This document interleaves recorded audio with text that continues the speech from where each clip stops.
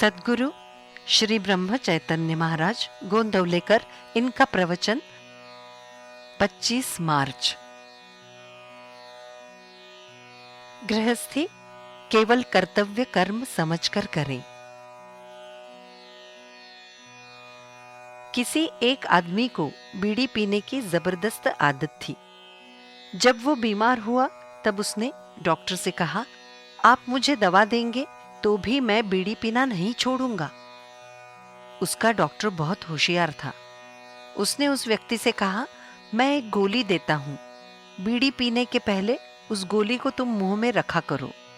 उस गोली के कारण तंबाकू के जहर का उस पर परिणाम नहीं होता था। गृहस्थी करते समय हमें भी उसी तरह का व्यवहार करना चाहिए। गृहस्थी हमें सुखदायक होगी, ये कल्पना हमारे मन से हट जानी चाहिए।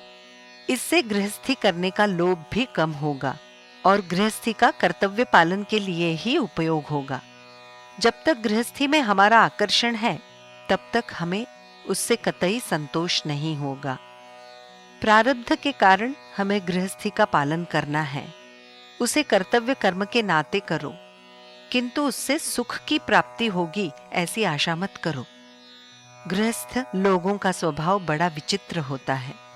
उनसे यदि सच कहा जाए तो उन्हें वो अप्रिय लगता है। वस्तुतः हम सब गृहस्थी के लोग कर्म करने के लिए इकट्ठे हुए हैं।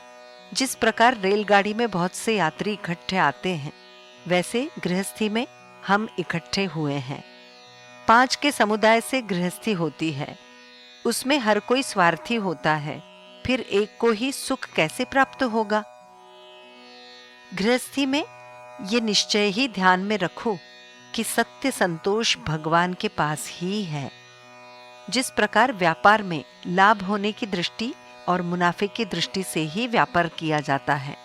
यदि मुनाफा नहीं होता होगा तो उसमें कोई तथ्य नहीं।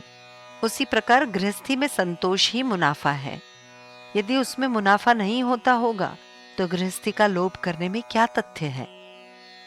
तुम्हारे असंतोष का निश्चित कारण क्या है, ऐसा यदि हम किसी से पूछेंगे तो वो विश्वास लायक कोई कारण कह नहीं पाएगा। इसका स्पष्ट मतलब ये है कि संतोष के लिए वास्तव में किसी भी बात की आवश्यकता नहीं होती, किंतु ये बात कोई मानता नहीं। जो स्थिति है उसमें संतोष होता नहीं और अपेक्षित वस्तु प्राप्त होने पर भी हम पूर्ण सुखी होते नहीं। जो आदमी कैद में है, उसे मैं सुखी हूं ऐसी भावना कभी हो सकती है? वैसी ही हालत गृहस्थ की है। असल में गृहस्थी में संतोष, आनंद प्राप्त नहीं होता, ये सब लोग जानते हैं, किंतु शहर के लोग अभिमान के कारण और गांव वाले अज्ञान के कारण जैसा व्यवहार करना चाहिए वैसा व्यवहार करते नहीं। गृहस्थी में रहकर भी हमें भगवान का प्रेम और संतोष कैसे प्राप्त करना चाहिए, इसका हमें पहले विचार करना चाहिए। नित्य नामस्मरण करने से देहासक्ति, देह प्रेम अपने आप मिट जाएगा और देह के कारण निर्माण की हुई इस गृहस्थी का भी प्रेम कम हो जाएगा और फिर भविष्य में उसे यत्र तत्र सर्वत्र परमेश्वर ही दिखाई देगा। सुख की गृहस्थी करने का नाम ही परमार्थ है। जानकी जीवन स्मरण जय जय राम।